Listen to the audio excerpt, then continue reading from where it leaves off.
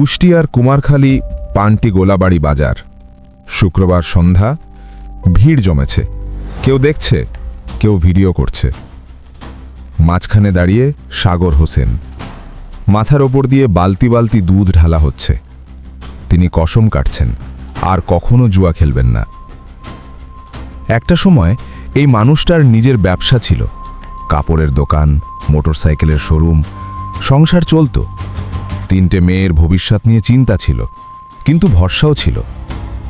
তারপর 1 বছর, শুধু 1 বছর, মোবাইল স্ক্রিনে আঙুল চালাতে চালাতে সব শেষ।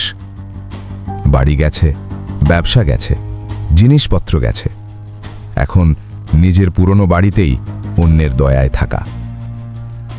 ভিডিওতে তার কথা শোনা যায়। জুয়া তাকে আত্মহত্যার চিন্তা পর্যন্ত নিয়ে গিয়েছিল। পাশে তার স্ত্রী কণা খাতুন, চোখে পানি। গয়না নেই, আসবাব নেই, নিরাপত্তা নেই। একটা সংসার কিভাবে ধীরে ধীরে ভেঙে পড়ে তার খুব সাধারণ একটা ছবি। এখানে দুধে গোসলটাই আসল ঘটনা না। আসল ঘটনা হলো একজন মানুষ 21 বছর ধরে যা গড়েছে সেটা 1 বছরে হারিয়েছে। আর সেটা কোনো প্রাকৃতিক দুর্যোগে না, নিজের হাতেই। এই অনলাইন জুয়া এমনই, প্রথমে খালা মনে হয়, পরে অভ্যাস হয়, শেষে নিয়ন্ত্রণ নেয়। তখন আর লাভের হিসাব থাকে না, শুধু ক্ষতি জমা হয়। আরেকটা অস্বস্তিকর দিক আছে। আমরা এই দৃশ্য দেখে থামি, ভিডিও করি, শেয়ার করি, কিন্তু যে সিস্টেমে এই জুয়াটা চালাচ্ছে সেটার দিকে খুব কমই তাকাই। এই অ্যাপগুলো, এই সহজ অ্যাক্সেস, এই লোভ দেখানো বিজ্ঞাপন, এগুলো ঠিকই চালু থাকে।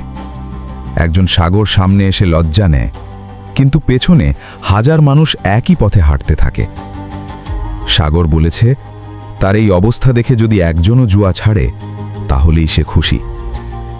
কথাটা খারাপ না, কিন্তু প্রশ্নটা এখানেই। এই দুধ ঢালা, এই কসম, এই প্রকাশ্য অনুশোচনা, এগুলো কি সত্যিই কাউকে থামায়? নাকি আমরা একটু দেখে ভুলে যাই আর পরের সাগর তৈরির পথটা খোলা রেখেই দিই?